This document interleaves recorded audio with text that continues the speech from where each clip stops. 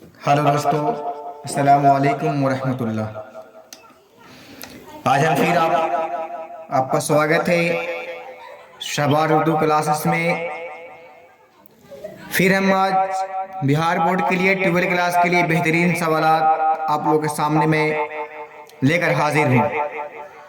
ज़रीफ़ाना नज़्म है, आपको समझा दिया गया है पिछला बोर्ड में ज़रीफ़ाना नज़्म किसी को कहते हैं, और हम इतना तफसील से नहीं बता सकते क्योंकि वक्त की तंगी है। और बशर्ते आज हम बहुत बेहतरीन वीडियो बनाने जा रहे हैं। इस वीडियो को आप इत्मीनान से देखेंगे और आराम आराम से देखेंगे, समझेंगे, ठीक है। चलिए, हम ये है मुताशाइर है, ज़रीफ़ाना नज़्म है। ये मुताशाइर जो है, मुताशाइर के लिखने वाले कौन है? ज़फ़र कमाली। एक शायर है, नज़्म है, एक है नज़्म है मुताशाइर जो ज़फ़र कमाली ने लिखे हैं। ज़रीफ़ाना नज़्म है ना। देखिए, सवाल नंबर 1 में बोल रहा है कि मुताशाइर किन लोगों से दो गुना कमाता है। 2 गुना यानी ज़्यादा कमाता है। तो शायर बोलता है, जवाब बोलता है कि मुताशाइर अफसरों लोगों से 2 गुना कमाता है।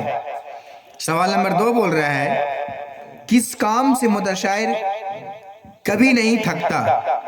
समझिएगा, किस काम से मुताशाइर कभी नहीं थकता। तो आपको जवाब देना है मुताशाइर जी हुजूरी से कभी नहीं थकता। बोलता है जी हुजूर तो कभी नहीं थकता। फिर बोल रहा है, सवाल नंबर 3 बोल रहा है कि मुताशाइर के लफ्जी मानी क्या है। तो आपको जवाब देना है कि मुताशाइर के लफ्जी मानी नकली शायर के होते हैं। यानी मुताशाइर के लफ्जी मानी नकली शायर के होते हैं, यानी जो खुद शायर नहीं कहता हो मगर समाज में अपने आप को शायर की हैसियत से पेश करता है। कोई अपने आप को एडवांस बनता है ना, इसी तरह के बोलते हैं मुताशाइर, इसी को बोलते हैं, तो पेश करता है। सवाल नंबर 4 बोल रहा है कि मुताशाइर किस शायर की तहकीक है। सवाल नंबर 4 बोल रहा है कि मुताशाइर किस शायर की तख्लीक है। तो आपको जवाब देना है नज़्म मुताशाइर ज़फ़र कमाली की तख्लीक है। नज़्म मुताशाइर किसका तख्लीक है? तो जवाब देना है नज़्म मुताशाइर ज़फ़र कमाली की तख्लीक है। सवाल नंबर 5 बोल रहा है कि मुताशाइर किस तरह की नज़्म है ना। तो सवाल नंबर 5 का सही जवाब है मुताशाइर ज़रीफ़ाना नज़्म है। सवाल नंबर 6 बोल रहा है कि मुताशाइर किस बुनियाद पर धनबाद और झरिया जाता है। सवाल नंबर 6 है कि मुताशाइर किस बुनियाद पर धनबाद और झरिया जाता है। तो जवाब देना है चापलूसी के ज़रिया शायद धनबाद और झरिया जाता है। सवाल नंबर 7 बोल रहा है कि मुताशाइर की नज़र में गमखार कौन है। मुताशाइर की नज़र में गमखार कौन है, ये सवाल नंबर 20 में पूछा गया है।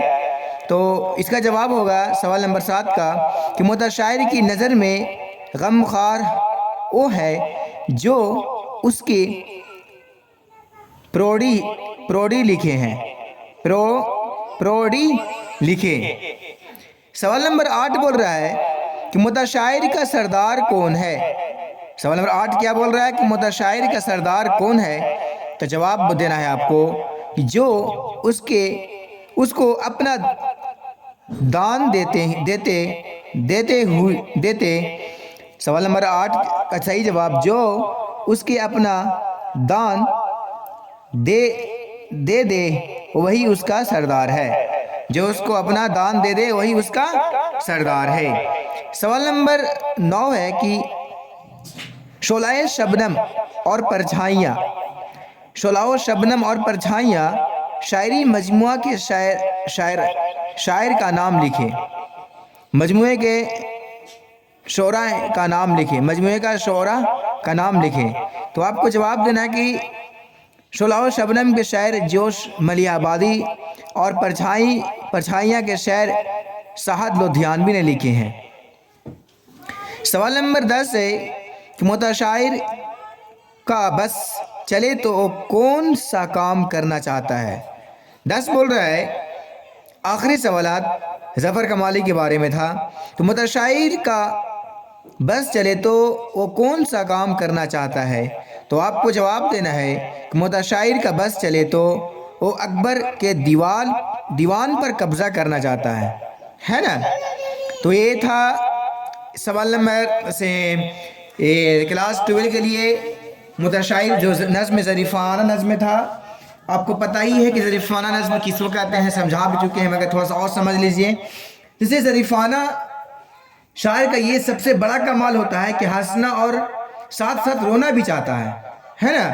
ظاہر ہے کہ جو لفظ ہمیں گدگداتے ہیں، داخل ہوتے ہیں اور ہم آنسو بہانے پر بھی مجبور ہو جاتے ہیں. اسی لیے یہ بات کہی جاتی ہے کہ سماج اور انتشار میں برائیوں کے زمانے میں ظرافت کی فصل لہلہلاتی ہے. یعنی جو ظریفانہ نظم اس کو بولتے ہیں کہ جیسے نظم کو کہہ رہا ہے، اس کے بارے میں بتا رہا ہے، کوئی کبھی کبھی ہنسی والے بات آ جائے، کبھی کبھی رونے والا بات ہو جاتا ہے، کبھی کبھی غم والا بات ہو جاتا ہے، اسی کو بولتے ہیں ظریفانہ نظم. چلیے پھر ہم لوگ چلتے ہیں. یہ بھی ایک نظم ہے، ترجمہ ہم نہیں جانتے، ہے نا. پچھلے چیپٹر میں پڑھا تھا، چیپٹر نمبر 4 متشاعر. یہ بھی ایک نظم ہے، ترجمہ ہے کہ ہم نہیں جانتے. یہ لکھے ہیں یوجینو مونتالے.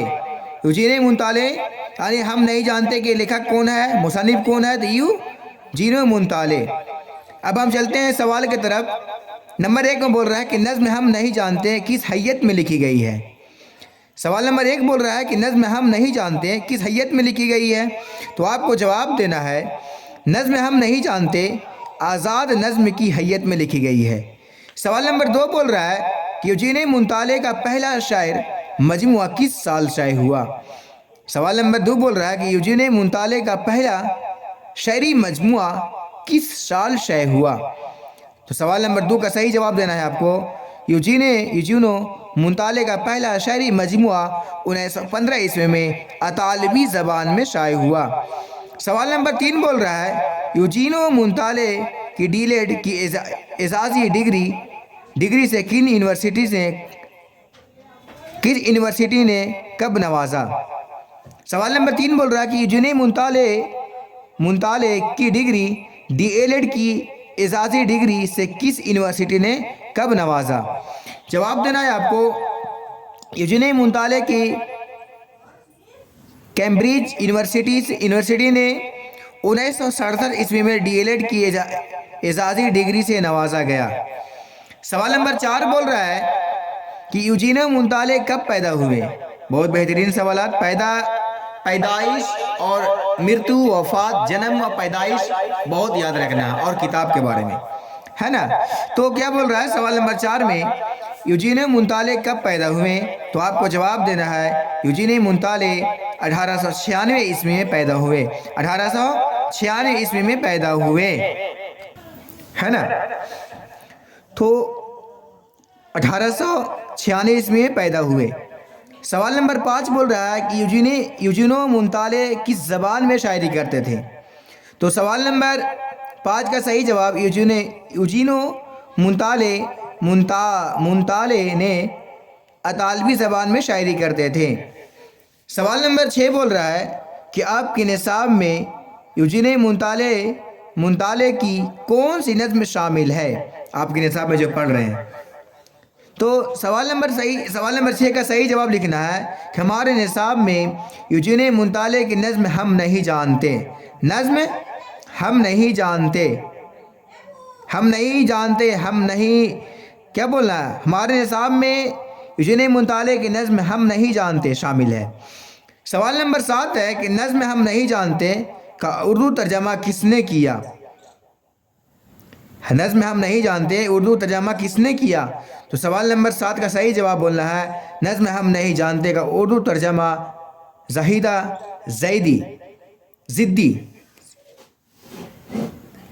زدی ہے نا، زاہدہ زدی نے کیا.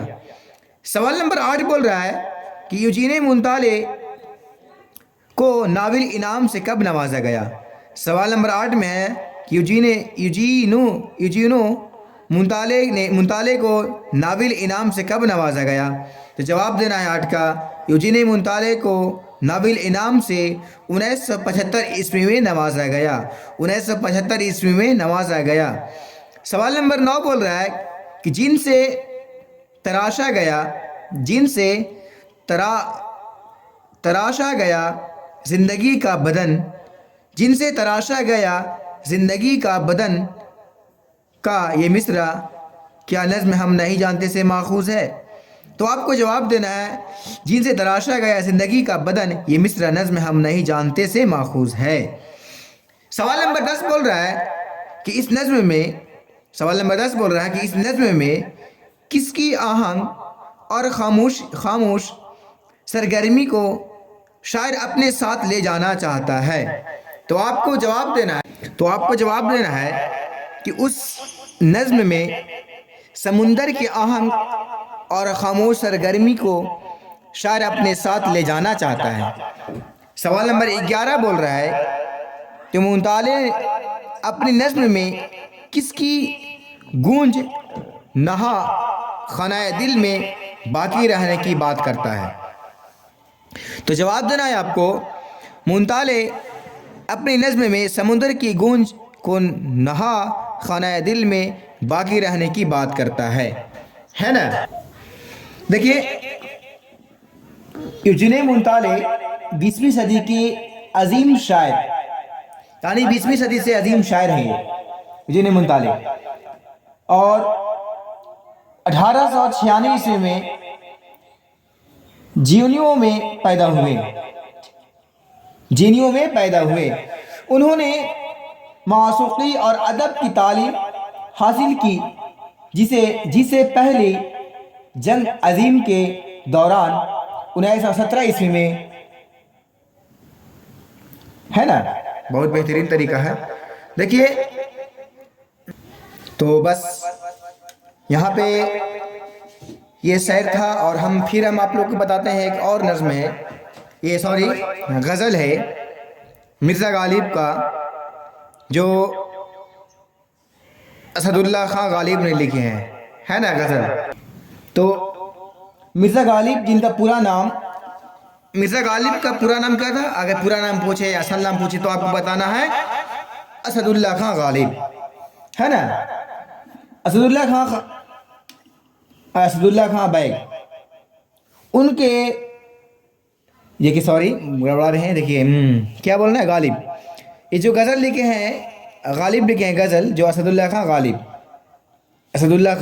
غالب، تو مرزا غالب جن کا پورا نام اسد اللہ بیگ تھا، جن کا پورا نام اسد اللہ بیگ خان تھا، جو 27 دسمبر 1797 عیسوی کو اپنی نہنیال آگرہ میں پیدا ہوئے تھے، ہے نا؟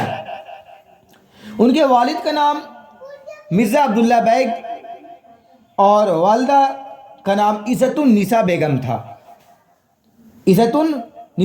تھا۔ غالب کے نانا خواجہ مرزا غلام حسین خان نام تھا ان کا، تو بہت لمبا چل جائے گا، ان کا آپ کو کتاب تو پڑھا دیے ہیں، تو یاد رکھیے گا انشاءاللہ۔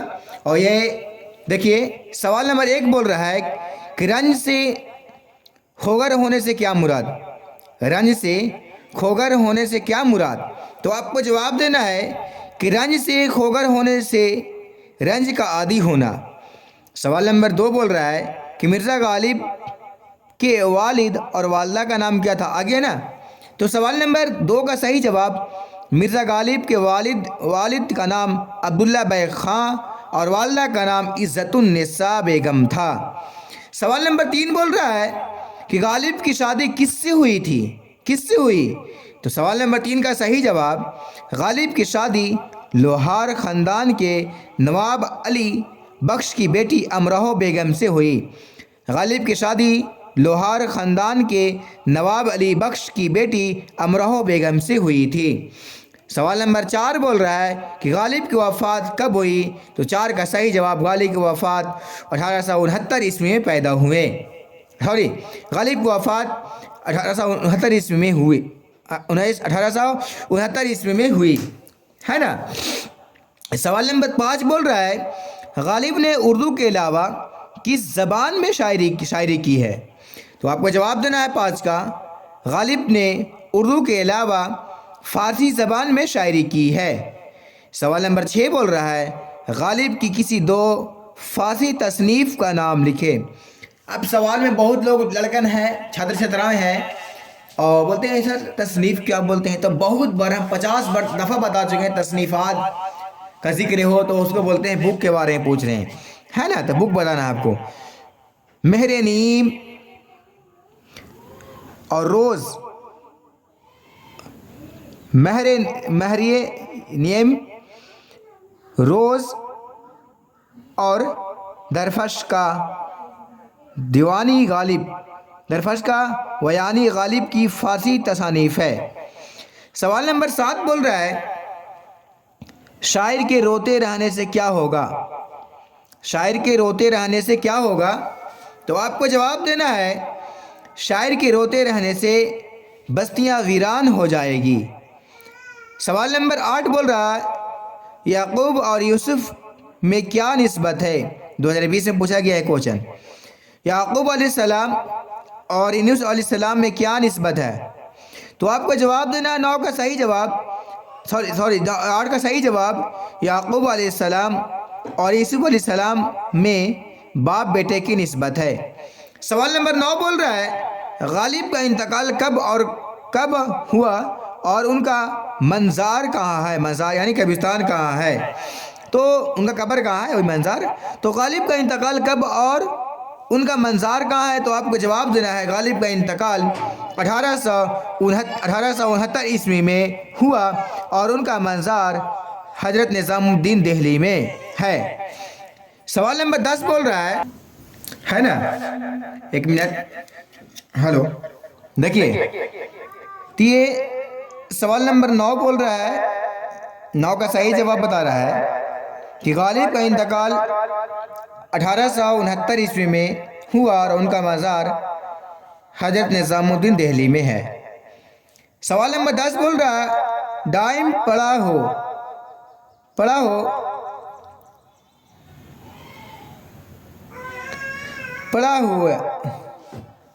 اترے در پر نہیں ہوں، پڑا ہوا تیرے در پر نہیں ہوں۔ سوال نمبر 10 بول رہا ہے کہ دائم پڑا ہوا تیرے در پر نہیں ہوں، میں یہ بات پڑا ہوں، میں یہ بات شاعر نے کس سے کہی ہے؟ میں یہ بات شاعر نے کس سے کہی ہے؟ تو جواب دینا ہے غالب نے یہ بات شاہ سے کہی ہے، بات شاہ سے کہی ہے۔ سوال نمبر 11 بول رہا ہے شاعر کو کون مٹانا چاہتا ہے؟ سوال 11 بول رہا ہے کہ شاعر کو کون مٹانا چاہتا ہے؟ تو جواب دینا ہے آپ کو کہ شاعر کو زمانہ مٹانا چاہتا ہے۔ سوال نمبر 12 بول رہا ہے غالب کو کون لوگ نہیں جانتے؟ تو سوال نمبر 12 کا صحیح جواب غالب کو عزیز لوگ نہیں جانتے ہیں۔ سوال نمبر 13 بول رہا ہے او دن گئے کہہ کر شاعر کیا بتانا چاہتا ہے؟ او دن گئے کہہ کر شاعر کیا بتانا چاہتا ہے؟ تو آپ کو جواب دینا ہے او دن گئے کہہ کر شاعر اپنے نوکر کو نوکر نہیں ہونے کی بات بتاتا ہے، شاعر اپنے نوکر نہیں ہونے کی بات بتانا چاہتا ہے۔ سوال نمبر 14 غالب نے وظیفہ خوار کس کو کہا ہے؟ 14 بول رہا ہے کہ غالب نے وظیفہ خوار کس کو کہا ہے؟ تو 14 کا صحیح جواب غالب نے وظیفہ خوار اپنے آپ کو کہا ہے نا؟ سوال نمبر 5 بول رہا ہے کہ چمن میں کس کے جانے سے دبستان کھل گیا؟ چمن میں کس کی جانے سے دبستان کھل گیا؟ تو اس کا صحیح جواب ہوگا چمن میں، صحیح جواب ہے کہ چمن میں غالب کی جانے سے دبستان کھل گیا۔ سوال نمبر 16 بول رہا ہے موحد کسے کہتے ہیں؟ موحد کسے کہتے ہیں؟ تو آپ کو 16 کا صحیح جواب دینا ہے خدا کو ایک ماننے والے کو मुहद कहते हैं, है ना। तो आपसे बहुत बड़ा मेहरबानी है, रिक्वेस्ट है कि प्लीज़ मेरे चैनल को सब्सक्राइब करें, लाइक करें और दूसरों में शेयर करें, प्लीज़ मेहरबानी। और ये वीडियो आप लोग को आने के लिए मेरे पास जो भी आपको उर्दू की दिक्कत हो मेरे से कमेंट करके बेझिझक बता सकते हैं। और प्लीज़ ऑफलाइन वाले मेरे स्टूडेंट डायरेक्ट आप कॉल कर सकते हैं, कमेंट कर सकते हैं, जो भी कर सकते हैं। आप बताइए इसमें दिक्कत है, थोड़ा सा गड़बड़ा रहे हैं तो आप आपको पर्सनल मैं भेजूंगा वो दूसरा वीडियो, समझे। तो बस मेरे चैनल को सब्सक्राइब करें, लाइक करें, कमेंट करें। ठीक है दोस्तों, अस्सलामु अलैकुम रहमतुल्लाह।